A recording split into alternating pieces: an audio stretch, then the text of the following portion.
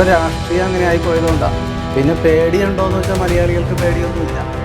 കാരണം നമ്മൾ തമിഴന്മാരല്ലല്ലോ. ഞാൻ തമിഴ്നാട് ഘടകം BJP പ്രസിഡന്റ് ശ്രീ അണ്ണാമലയായിട്ട് സംസാരിച്ചപ്പോൾ അദ്ദേഹം പറഞ്ഞത് തമിഴ്നാട്ടിലെ പൊളിറ്റീഷ്യൻസും കേരളത്തിലെ പൊളിറ്റീഷ്യൻസും തമ്മിൽ ഒരു അൺഹോളി നെക്സസ് ഉണ്ടെന്നാണ്.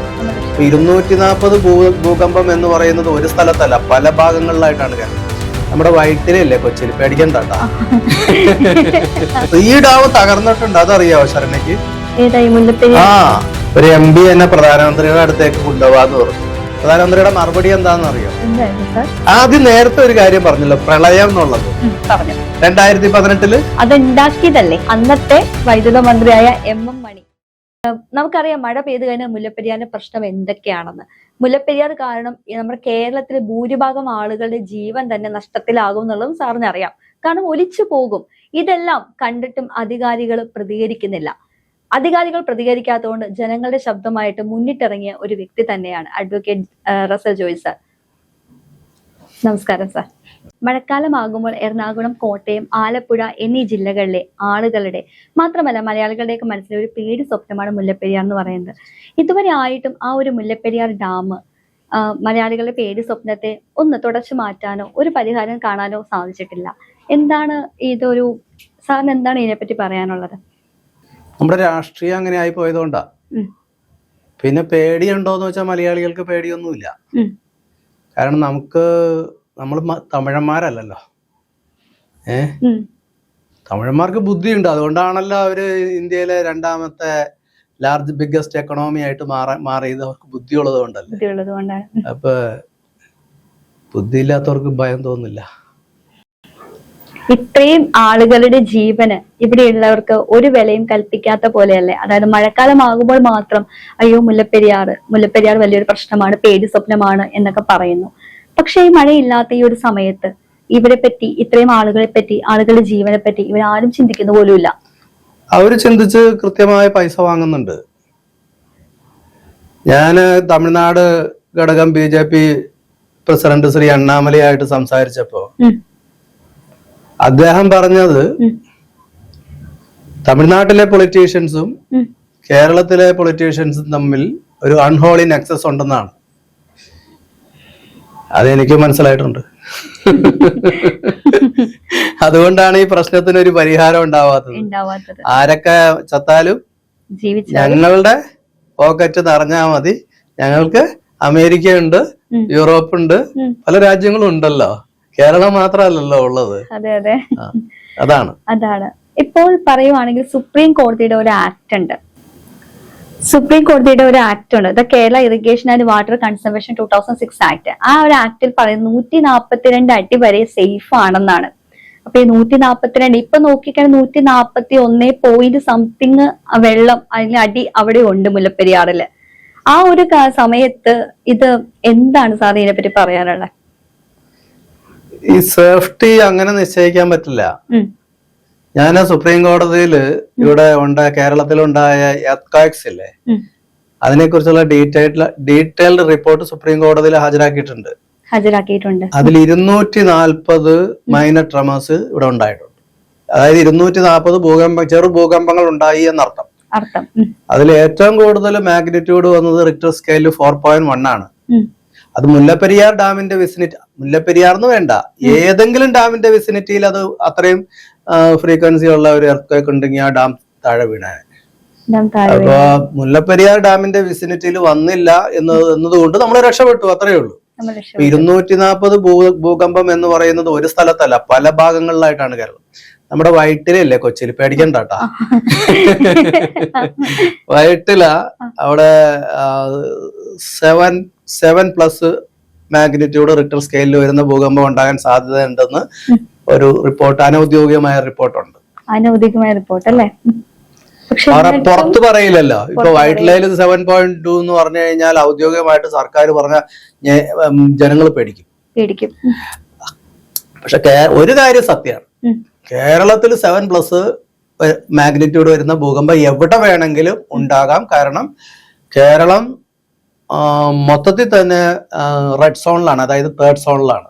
അതെന്താ സാർ അങ്ങനെ പറയാനൊരു കാരണം എന്ന് പറയാമോ? അത് ഈ ഭൗമശാസ്ത്രജ്ഞന്മാർ അതിനെക്കുറിച്ചുള്ള ഗവേഷണം നടത്തിയ സീസ്മോളജിസ്റ്റുകൾ ഗവേഷണം നടത്തി കണ്ടുപിടിച്ചതാണ് കേരളം അതിതീവ്ര ഭൂകമ്പ സാധ്യതയുള്ള റെഡ് സോണിലാണ് ഇപ്പോൾ അല്ലേ? കാരണം അതിന്റെ ഒരു കാരണം ഡാംസ് തന്നെ ആവാം. ഇവിടെ മുല്ലപ്പെരിയാർ ഡാമിന് ശേഷം 80-ലേറെ ഡാമുകൾ ഇവിടെ വന്നു. ഇപ്പൊ ടോട്ടൽ 84 ഡാംസ് കൂടുതലുണ്ട്. അപ്പം അത്രയും വെള്ളം കെട്ടി നിർത്താല്ലേ. അപ്പൊ വെള്ളത്തിന്റെ വെയിറ്റ് താഴേക്ക് വരുമ്പോ ഈ ഭൂമിക്കടിയിലുള്ള ഈ ശിലയുടെ ഫലകങ്ങള് തെന്നി മാറും. അപ്പൊ അവിടെയെല്ലാം വലിയ ഗർത്തങ്ങൾ രൂപപ്പെടും, പോയിഡ്സ്. അപ്പൊ അത് ആണ് ഈ ഭൂകമ്പങ്ങൾക്ക് കാരണം. അതായത് ഡാം ഇൻഡ്യൂസ്ഡ് എർത്ത്ക്വേക്സ് എന്നാ പറയാ, ഡാമുകൾ കാരണം ഉണ്ടാകുന്ന ഭൂകമ്പം. അപ്പൊ അതിന് അതിതീവ്ര സാധ്യതയുള്ള ഒരു സംസ്ഥാനത്താണ് നമ്മൾ ജീവിക്കുന്നത്. ഇത് ഇവർക്ക് അധികാരികൾക്ക് അറിയാത്തത് കൊണ്ടല്ലോ, അവർക്കേ അറിയൂ, ജനങ്ങൾക്ക് അറിയില്ല എന്നുള്ളതാണ് ഇവിടുത്തെ പ്രശ്നം. അവർക്ക് ഇതിനെ കുറിച്ച് നല്ല ബോധമുണ്ട്, അതല്ല അവർ മിണ്ടാണ്ടിരിക്കുന്നേ. ഈ നാട് നശിച്ച ഇവിടുത്തെ രാഷ്ട്രീയക്കാർക്ക് എന്താണ്? ഒന്നുമില്ല. അവരുടെ സേഫ്റ്റി കണ്ടിട്ട് തന്നെ നിൽക്കണേ. സേഫ്റ്റി ഇല്ലാത്തത് ഈ പാവം പിടിച്ച നമ്മളൊക്കെ ഉള്ളൂ. നമുക്കാരും നമ്മുടെ രക്ഷയ്ക്കില്ല എന്നുള്ളതാണ് ഒരു വസ്തു. ഈ ഡാം തകർന്നിട്ടുണ്ട്, അതറിയാവോ ശരണയ്ക്ക്? മുല്ലപ്പെരിയാർ ഡാം ഒരു പ്രാവശ്യം തകർന്നതാ, പാർഷ്യലി. അതിന്റെ 2 സ്ലൂയിസ് ഗേറ്റുകൾ അങ്ങ് തകർന്നുപോയി. അന്ന് കേരളം നശിച്ചു. അത് വർഷങ്ങൾക്ക് മുമ്പാണോ? അതാണ് ഈ 99-ലെ വെള്ളപ്പൊക്കം. 99-ലെ വെള്ളപ്പൊക്കം എന്ന് പറയുന്നതാണ് 1924-ലെ വെള്ളപ്പൊക്കം എന്ന് പറയുന്നതിന്റെ മെയിൻ കോൺട്രിബ്യൂഷൻ ഈ ഡാമിൽ നിന്നാണ്. അത് പാർഷ്യലായിട്ട് തകർന്നുള്ളൂ. അന്ന് 4.58 ലക്ഷം രൂപ മുടക്കിയാണ് ഇത് റീകൺസ്ട്രക്ട് ചെയ്തത്. അപ്പൊ ഇന്നത്തെ ഒരു 232 കോടി രൂപ വരും. ഒന്ന് ആലോചിച്ച് നോക്കിയേ, ഒരു പ്രാവശ്യം തകർന്നിട്ട് കേരളം മുഴുവനും പോയി. എന്നിട്ട് ഇവിടെ ഇനി അത് തകരില്ല എന്നും പറഞ്ഞിരിക്കണ ഈ ജനം, അവരെ കുറിച്ച് എന്ത് പറയാനാ? എനിക്കൊന്നും പറയാനില്ല അതിനെ കുറിച്ച്. അതെ, അന്നൊരു പാർശ്വലി തകർന്നിട്ട് അത്രയും വലിയൊരു വെള്ളപ്പൊക്കം വന്നു. പക്ഷെ ഇപ്പോൾ അത് തകർന്നു കഴിഞ്ഞാൽ അത് എന്താകും അതിന്റെ അവസ്ഥ എന്ന് പോലും നമുക്ക് അറിയത്തില്ല. അല്ല, അറിയാം, കൃത്യമായിട്ട് എനിക്കറിയാം. കാരണം എന്താന്ന് വെച്ചാല് ഇപ്പൊ തകർന്നാല് അന്ന് ഈ ഒരു ഡാമേ ഉള്ളൂ. ഇന്ന് 84 ഡാംസ് ഉണ്ട്. അപ്പൊ ഏതെല്ലാം ഡാംസ് തകരും എന്നും ഒരു പിടിയും ഉണ്ടാവില്ല. അത് ഭൂമിയുടെ അന്തർഭാഗത്തെ കുലുക്കിക്കൊണ്ട ഡാം തകർച്ച എല്ലാം വരുന്നത്. അപ്പൊ എവിടെയൊക്കെ ഏതൊക്കെ ഡാം വീഴുന്നൊന്നും പറയാൻ പറ്റും. ഏതായാലും ഡയറക്ട് ലൈനിലുള്ള ഡാം ഉറപ്പായിട്ടും വീഴും. ഇടുക്കി അടക്കം 3-4 ഡാം ഡയറക്ട് ലൈനിലുണ്ട്. ഇതിന്റെ അടിയിൽ 10-14 ഡാംസ് ഉണ്ട്. അതിൽ ഏതൊക്കെ വീഴും എന്നുള്ളത് പറയാൻ പറ്റില്ല. ഏതായാലും ഡയറക്ട് ലൈനിൽ ഇടുക്കി അടക്കം 3-4 ഡാംസ് ഉള്ളത് ഉറപ്പായിട്ടും വീഴും. അപ്പൊ അത് വീണാല് ഒരു കടലല്ലേ, ഒരു അറേബ്യൻ സീയൊക്കെ പോലെ ഒരു കടലാണ് ഇങ്ങോട്ട് വരുന്നത്. അത് വരുമ്പോ ഉള്ള സംഭവം എന്താന്ന് വെച്ചാല് വെള്ളത്തിന്റെ ആ ഫോഴ്സിൽ സംഭവിക്കുന്ന നാശനഷ്ടങ്ങൾ മാറ്റിവെക്കുക. കല്ലും മണ്ണും ചെളിയും വണ്ടിയും ശവശരീരങ്ങളും എല്ലാം കൂടി വരുന്നത് മാറ്റിവെക്കുക. ഒരു ഫാക്ടറി എങ്ങാനും പൊട്ടിയാലോ? ഇതിന്റെ അടിയിൽ ഡയറക്ട്ലി ഇതിന്റെ അടിയിൽ 1 ലക്ഷത്തോളം ചെറുതും വലുതുമായ ഫാക്ടറീസ് ഉണ്ട്. അതിൽ 1000കണക്കിന് ഫാക്ടറീസ് കെമിക്കൽ ഫാക്ടറീസ് ആണ്. ഈ കെമിക്കൽ ഫാക്ടറീസിൽ പലതിലും മീഥേൻ പോലുള്ള വാതകങ്ങൾ ദ്രാവക രൂപത്തിലും വാതക രൂപത്തിലും ഉണ്ട്. അതിൽ ഒരു ഫാക്ടറി എങ്ങാനും പൊട്ടി തകർന്നാൽ കേരളത്തിലെ ജനമൊക്കെ എവിടെ ഈ വായു ശ്വസിക്കുന്നവരൊക്കെ ഭോപ്പാൽ ട്രാജഡി പോലെ വീഴും. ഭോപ്പാൽ ട്രാജഡി ഒന്നുമല്ല, വായു ശ്വസിക്കുന്നവനൊക്കെ വീഴും. അതിന് മലയാളിന്നോ തമിഴനെന്നോ ഒന്നും ഇല്ലല്ലോ. ബോർഡർ ഡിസ്ട്രിക്ട് ഓഫ് തമിഴ്നാടിനെ അഫക്ട് ചെയ്യും, കേരളത്തെ മൊത്തത്തിൽ അഫക്ട് ചെയ്യും എന്നുള്ള കാര്യത്തിൽ യാതൊരു സംശയവുമില്ല. ഈ പറഞ്ഞ ജില്ലകളിലല്ലാതെ ജില്ലയൊന്നുമില്ല. ഡാം തകർന്നു കഴിഞ്ഞാൽ ജില്ലകളൊന്നും ഇല്ല. എല്ലാ ജില്ലയും ഒരുപോലെ ആവും. അപ്പൊ ഇവര് പറയുന്നത് ഫോക്കസ് ചെയ്യുന്നത് ഇത്രയും 4 ജില്ലകളാണ് മെയിൻ ആയിട്ടും ആളുകൾ. ഇപ്പൊ ഈ ഡാമിന്റെ 2012, അതായത് ഞാൻ 10 പഠിക്കുമ്പോഴാണ് ഏറ്റവും കൂടുതൽ ഇപ്പൊ പൊട്ടും. അതായത് വലിയൊരു പേടി സ്വപ്നമായിരുന്നു. ഇന്നും പേടി സ്വപ്നമൊക്കെ തന്നെയാണ്. പക്ഷെ ആ ഒരു സമയത്ത് എനിക്ക് ഇപ്പോഴും ഓർമ്മയുണ്ട്, 10ാം ക്ലാസ്സിൽ SLC പരീക്ഷയുടെ ആ ടൈമിലും നമുക്ക് ചൂട് പിടിച്ചിരിക്കുന്ന ആ ഒരു അതിലാണ് തുടക്കത്തിൽ തന്നെയാണ് ഡാം ഇപ്പൊ പൊട്ടും, അതായത് ഇന്ന സ്കൂളിലൊന്നും ഇപ്പൊ പോവണ്ട എന്നൊക്കെ രീതിയിലൊക്കെ സംസാര വിഷയമൊക്കെ അപ്പൊ ഉണ്ടായിരുന്നു. അന്ന് 2012 ഇപ്പൊ അത് 2026 14 വർഷമായി. ഇപ്പോഴും ആ ഡാം അവിടെ തന്നെ തല ഉയർത്തി നിൽക്കുന്നുണ്ട്. പക്ഷെ ഇപ്പോഴും ഇവിടെയുള്ള ജനങ്ങള്, അതായത് ഞാൻ ഉൾപ്പെടെയുള്ള, അന്ന് എനിക്ക് 10ാം ക്ലാസ്സിലാണ്, 16 വയസ്സായിരുന്നു, എനിക്ക് 30 വയസ്സായിട്ടുണ്ട്. പക്ഷെ എന്നിട്ടും ഞാൻ ഉൾപ്പെടെയുള്ള ആളുകൾ മഴക്കാലം വരുമ്പോഴാണ് ഈ അതാണ് ഇതാണ് എന്നൊക്കെ ഇപ്പൊ പൊട്ടും. ഇപ്പൊ ലേറ്റസ്റ്റ് ആയിട്ട് പ്രളയം വന്നു കഴിഞ്ഞപ്പോഴത്തേക്ക് നമുക്ക് അതിന്റെ ഒരു ആഘാതം എന്താണെന്ന് ചെറുതായിട്ടെങ്കിലും അറിയാം. പക്ഷെ എന്നിട്ടും ഇത്രയും സേഫ്റ്റി നൽകേണ്ട ആളുകള് അതിനെപ്പറ്റി മിണ്ടുന്നില്ല. ഇത് ഞാൻ പറഞ്ഞു വരുന്നത്, ഇപ്പൊ തമിഴ്നാട് സർക്കാരാണെങ്കിലും കേരള സർക്കാരാണെങ്കിലും സെൻട്രൽ ഗവൺമെന്റ് ആണെങ്കിലും രാഷ്ട്രീയ തലത്തിലാണെങ്കിലും ഇതൊരു ചർച്ചാ വിഷയമാക്കി അവർക്ക് എടുക്കേണ്ട ഒരു പരിഹാരം എടുത്തുകൂടെ? ഒരു MP എന്നെ പ്രധാനമന്ത്രിയുടെ അടുത്തേക്ക് കൊണ്ടുപോവാന്ന് പറഞ്ഞു. ഏത് MP ആന്ന് ചോദിക്കണ്ട, പറയില്ല, അത് മനസ്സിലാവും. എന്തിനാന്ന് വെച്ച് കഴിഞ്ഞാൽ ഈ മുല്ലപ്പെരിയാർ വിഷയം പ്രധാനമന്ത്രിയോട് സംസാരിക്കാനാണ്. അപ്പൊ ഞാൻ പറഞ്ഞ് ഒരു MP എന്നാൽ എന്നെക്കാളും കുറെ കൂടി മുകളിലുള്ള ഒരാളാണ്, പ്രധാനമന്ത്രിയോടൊപ്പം സഭയിലുള്ള ഒരാളാണ്. അപ്പൊ ഒരു സന്ദർഭം കിട്ടുമ്പോ ഈ വിഷയം ഒന്ന് ചെറുതായിട്ടൊന്ന് പറഞ്ഞു നോക്കാം. അപ്പൊ അദ്ദേഹത്തിന്റെ റിപ്ലൈ എന്താണെന്ന് മനസ്സിലാവുമല്ലോ. പോസിറ്റീവ് ആണെങ്കിൽ പിന്നെ ഞാനും കൂടി ഒന്ന് പറയാം. ഇപ്പൊ താങ്കൾ ഒറ്റയ്ക്ക് പോയെന്ന് പറയാൻ പറഞ്ഞു. അപ്പൊ പുള്ളിക്ക് ഭയങ്കര അതിശയായി. ഞാൻ പ്രധാനമന്ത്രിയുടെ മുമ്പിൽ കൊണ്ടുപോയി നിർത്താം എന്ന് പറഞ്ഞിട്ട് ഞാൻ പോകാതിരിക്കണ കണ്ടപ്പോ വലിയ അതിശയായി. എങ്കിലും ഞാനിങ്ങനെ പറഞ്ഞു കഴിഞ്ഞപ്പോ അദ്ദേഹം പോയി. ഒരു പോയി എന്നല്ല, ഒരു സന്ദർഭം കിട്ടിയപ്പോ ഈ വിഷയം ഒന്ന് പറഞ്ഞു. പ്രധാനമന്ത്രിയുടെ മറുപടി എന്താണെന്ന് അറിയോ? ഈ വിഷയം പറഞ്ഞുകൊണ്ട് മേലാലന്റെ അടുത്ത് വരരുതെന്ന്. അതാണ് കേരളത്തിലെ ജനങ്ങൾ ചിന്തിക്കണം. എന്തുകൊണ്ട് കേന്ദ്ര സർക്കാർ ഈ വിഷയത്തില് ഇടപെടുന്നില്ല എന്നുള്ളത് ചിന്തിക്കണം. ചിന്തിക്കുന്നവർക്ക് എന്തുണ്ട്? ചിന്തിക്കുന്നവർക്ക് പേടിയുണ്ട്, ദൃഷ്ടാന്തമുണ്ട് എന്ന് ഖുർആനിൽ പറഞ്ഞിട്ടുണ്ട്. മനസ്സിലായോ? ചിന്തിക്കാത്തതാ പ്രശ്നം. മനസ്സിലായില്ലേ? ചിന്തിക്കുന്നില്ല. അത് ഏതായിരുന്നു, അതായത് ആ MP ഏതാന്നുള്ള സാർ പറയില്ല. അത് മനസ്സിലായി കാണും. അത് ഏത് ഏത് വർഷമായിരുന്നു? കഴിഞ്ഞ ഒരു 2 വർഷം മുമ്പേ അല്ലേ? പറഞ്ഞ മറുപടി അങ്ങനെയാണ്. അപ്പൊ അങ്ങനെയാണെങ്കിൽ ഞാനൊരു കാര്യം ചോദിക്കട്ടെ.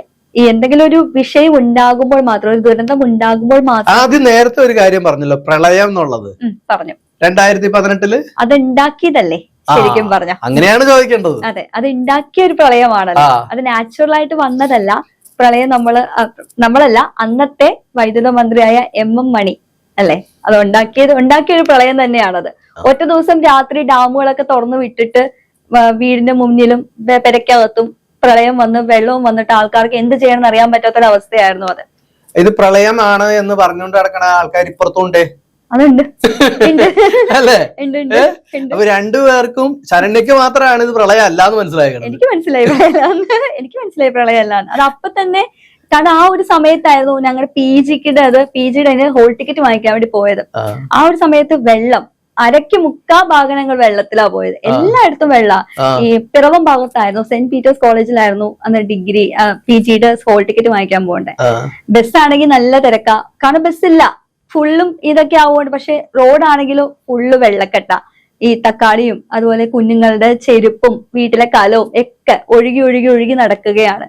അപ്പൊ ഇതൊക്കെ വെച്ച് നോക്കുമ്പോ ആ ഒരു ചെറിയൊരു അതിൽ നിന്ന് നമുക്ക് മനസ്സിലാക്കാം, പ്രളയം എന്ന് പറഞ്ഞാൽ ഇവർ ഫാബ്രിക്കേറ്റ് ചെയ്ത ഒരു സംഭവമാണ്. ശരിക്കും അന്ന് പ്രളയം ശ്രദ്ധിക്കേണ്ട ഒരു വിഷയം എന്താണെന്നറിയോ? ഇത് പ്രളയമാണെന്നാണ് അന്നത്തെ പ്രതിപക്ഷം പറഞ്ഞത്. അതെ, എതിർക്കേണ്ടവർ അത് തന്നെ. അവരും അങ്ങനെ പ്രളയമാണെന്നാ പറഞ്ഞത്. അതെ, 3ാം മുന്നണി ഉണ്ടല്ലോ NDA, അവരും അങ്ങനെ തന്നെയാ പറയണത്. ഇപ്പോഴും പറഞ്ഞുകൊണ്ടിരിക്കണം അങ്ങനെ തന്നെയാ. അപ്പൊ ആരാണ് ജനങ്ങളുടെ പക്ഷത്തുള്ളത് ചിന്തിക്കണം. അത്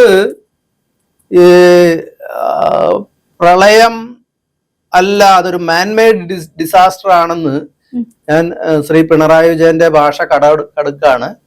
അരിയാഹാരം കഴിക്കുന്ന എല്ലാവർക്കും മനസ്സിലാവും. അത് എനിക്കാണ് ആദ്യം മനസ്സിലായത് ഇത് പ്രളയമല്ലാന്ന്. അതിന് ഞാൻ എന്ത് ചെയ്തെന്ന് അറിഞ്ഞോ? ഇത് ഉണ്ടാക്കി വെച്ച സർക്കാരിന്റെ അധ്യക്ഷൻ മുഖ്യമന്ത്രി ശ്രീ പിണറായി വിജയൻ, ശ്രീ MM മണി, നേരത്തെ പറഞ്ഞില്ല ശ്രീ MM മണി, ഇവരെ റിമൂവ് ചെയ്യണമെന്നും പറഞ്ഞുകൊണ്ട് കോവാറന്റോ റിട്ട് ഞാൻ ഹൈക്കോടതിയിൽ ഫയൽ ചെയ്തു. എന്തായിരുന്നു അതിന്റെ ഒരു? അതിൽ എനിക്ക് അവൈലബിൾ എവിഡൻസ് എല്ലാം വളരെ കുറവായിരുന്നു. ഇത് മാൻമെയ്ഡ് ഡിസാസ്റ്റർ ആണ് എന്ന് സ്ഥാപിക്കാനുള്ള ഒന്നാമത് ഇതൊന്ന് കളക്ട് ചെയ്യാനുള്ള സമയം ഉണ്ടായില്ല. എനിക്ക് പ്രതിഷേധിച്ചേ പറ്റൂ എന്ന് തോന്നിയോണ്ട് ഇമ്മീഡിയറ്റ്ലി ഞാൻ കോവാറണ്ടോ ഫയൽ ചെയ്യുക ചെയ്തത്. അപ്പൊ ഞാൻ അന്ന് ഒരു സപ്പോർട്ടിംഗ് ആയിട്ട് കൊടുത്തത് ബഹുമാനപ്പെട്ട കേരള ഹൈക്കോടതി നിയമിച്ച അമിക്കസ് ക്യൂറിയുടെ റിപ്പോർട്ടാണ്. Amicus curiae report. ആ അമിക്കസ് ക്യൂറി പറഞ്ഞത് ഇപ്പൊ ശരണ്യ നേരത്തെ പറഞ്ഞത് തന്നെയാണ്, ഇത് മാൻമെയ്ഡ് ഡിസാസ്റ്റർ ആണെന്നാ പറഞ്ഞത്. അപ്പൊ അന്ന് പിന്നീട് ജഡ്ജ് സുപ്രീം കോടതിയിലേക്ക് പോയായിരുന്നു. എന്തോ എന്റെ ജസ്റ്റ് പേര് മറന്നുപോയി ഇപ്പം. അന്ന് ചീഫ് ജസ്റ്റിസ്, കേരള ഹൈക്കോടതിയിൽ ചീഫ് ജസ്റ്റിസ് ആയിരുന്ന ആള്. പിന്നീട് അദ്ദേഹം സുപ്രീം കോടതി പോയി. അദ്ദേഹത്തിൻ്റെതായ ഒരു പ്രസ്താവനയും വന്നായിരുന്നു. സുപ്രീം കോടതിയിൽ നിന്ന് റിട്ടയർ ചെയ്തതിനു ശേഷം മുല്ലപ്പെരിയാർ വിഷയത്തിൽ ഒരു സ്റ്റേറ്റ്മെന്റും വന്നായിരുന്നു. അദ്ദേഹമായിരുന്നു ഇവിടെ ചീഫ് ജസ്റ്റിസ് ആയിട്ട് എഴുതുന്നത്. അപ്പൊ ഞാൻ ഈ റിലേ ചെയ്തത് ഈ അമിക്കസ് ക്യൂറി റിപ്പോർട്ടാണ്. അപ്പൊ അമിക്കസ് ക്യൂറി റിപ്പോർട്ട് അന്ന് ഞാൻ കേസ് കൊടുത്ത സമയത്ത് കോടതി ആക്സെപ്റ്റ് ചെയ്തില്ലായിരുന്നു. റിപ്പോർട്ട് കോടതിയിൽ വന്നു എന്ന് മാത്രമേ ഉള്ളൂ, പക്ഷെ അത് കോടതി സ്വീകരിച്ചിട്ടില്ലായിരുന്നു. അത് എനിക്കൊരു വലിയ പ്രതിബന്ധമായി പോയി. അപ്പൊ സ്വീകരിക്കാത്ത ഒരു റിപ്പോർട്ടിനെ ബേസ് ചെയ്തുകൊണ്ട് കോവാറണ്ടോ നിൽക്കൂല. അതുകൊണ്ട് വക്കീല് അനാവശ്യമായി കോടതിയുടെ സമയം കളഞ്ഞതിന് പിഴ വക്കീൽ തന്നെ നിശ്ചയിച്ചോളാം പറഞ്ഞു എന്നോട്. ഞാൻ പറഞ്ഞു ഇട്ടിരിക്കുന്ന കോട്ടും ഗൗണും അല്ലാതെ എനിക്കൊന്നുമില്ല എന്ന് പറഞ്ഞു. അതോടുകൂടി പിന്നെ എന്നോടൊരു ബഹുമാനോ, ഇതിങ്ങനെ ഒരു സോഷ്യൽ ഇഷ്യൂ എടുത്തല്ലോ നമ്മള്.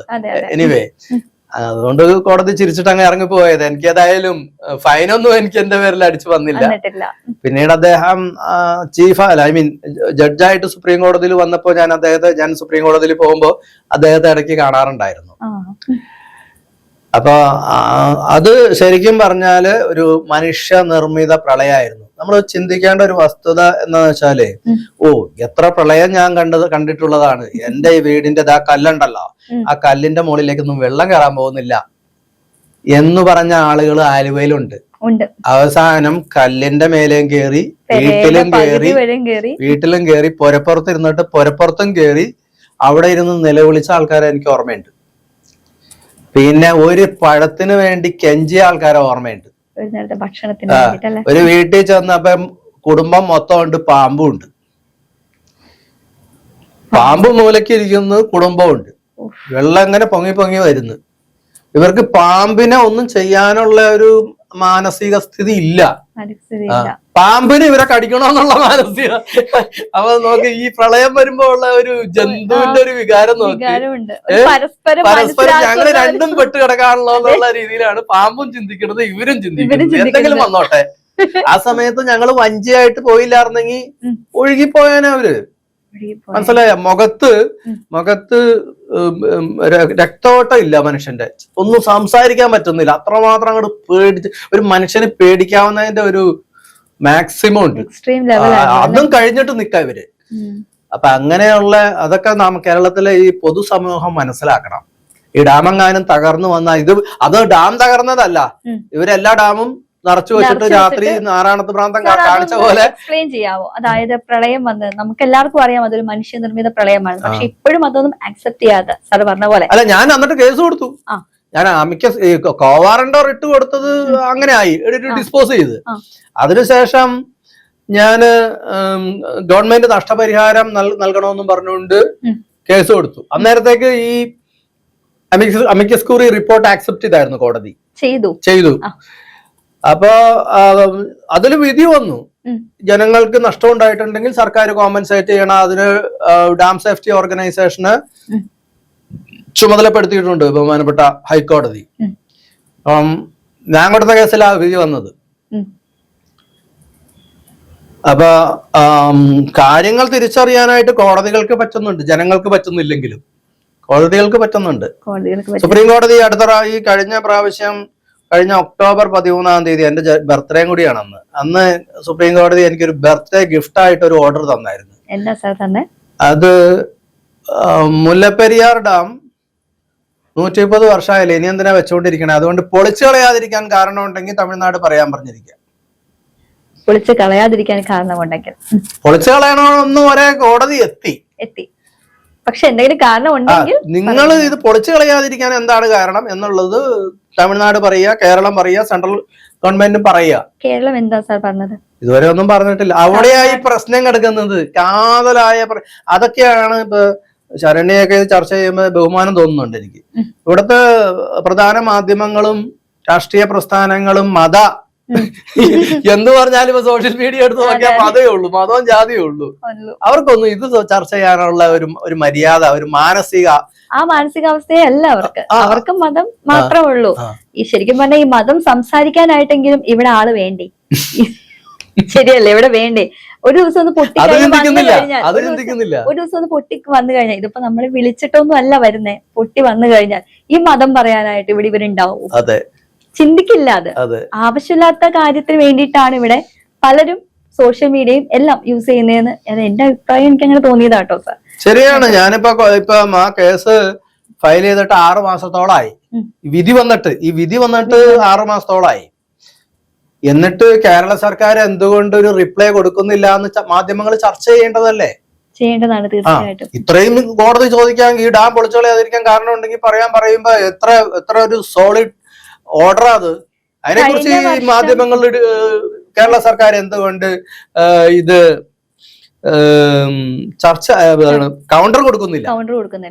അത് ചർച്ച ചെയ്യേണ്ടതല്ലേ? ചർച്ച ചെയ്യപ്പെടേണ്ട വിഷയം തന്നെയാണ്. പിന്നെ അതുമല്ല, ഇതിനെ പറ്റിയിട്ട് അപ്പോൾ കേരളം ഒന്നും കൊടുത്തിട്ടില്ല, യാതൊന്നും പ്രതികരിച്ചിട്ടില്ല.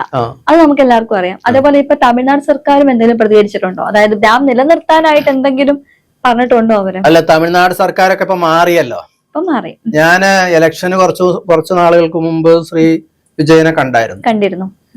അപ്പം ഈ വിഷയം ചർച്ച ചെയ്യാനുള്ള അതിനുവേണ്ടി അല്ല പോയത്. ഞങ്ങള് വേറെ എന്റെ കുറച്ച് സുഹൃത്തുക്കളായിട്ട് അദ്ദേഹത്തെ ചുമ്മാ കണ്ടെന്നേ ഉള്ളൂ. അപ്പൊ അന്ന് ഈ വിഷയമൊന്നും ഡീറ്റെയിൽഡ് ആയിട്ട് സംസാരിക്കാൻ പറ്റുന്ന ഒരു അവസ്ഥയിലല്ല. ഇലക്ഷൻ ഡിക്ലെയർ ചെയ്ത ഒരു സമയത്തായിരുന്നു. അപ്പം അദ്ദേഹനോട് പറഞ്ഞത് നമുക്ക് ഇലക്ഷൻ കഴിഞ്ഞിട്ട് ഈ കാര്യം സംസാരിക്കാന്നാണ് പറഞ്ഞത്. അപ്പൊ ഇനിയൊരു സാധ്യത ഉണ്ട്. കാരണം എന്ന് വെച്ച് കഴിഞ്ഞാൽ ഈ കൂട്ടുകെട്ട് അങ്ങോട്ട് പോയല്ലോ.